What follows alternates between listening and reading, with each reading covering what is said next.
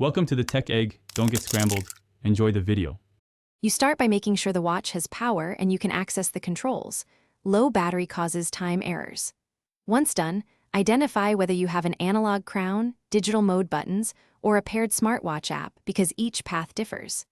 Next, pull the crown to the first detent if analog or press and hold the mode button on a digital watch to enter time set mode.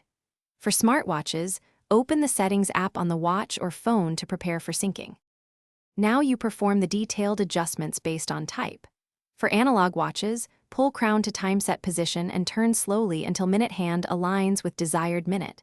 Move hour hand past 12 for AM/PM and push crown home. This prevents gear stress. For digital watches, step through hours then minutes, holding buttons for faster increments but finishing with single presses for accuracy. For smartwatches, toggle automatic network time. Finish by locking controls and verifying accuracy against a reliable source like your phone or an atomic clock. You should push the crown fully in or exit set mode so settings persist, then observe for a minute to ensure seconds and minutes advance correctly.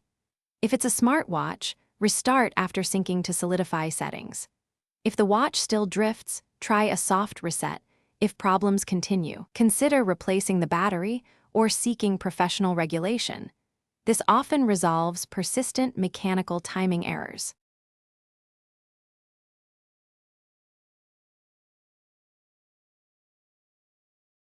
Thanks for watching. Consider subscribing if I helped unscramble your problems.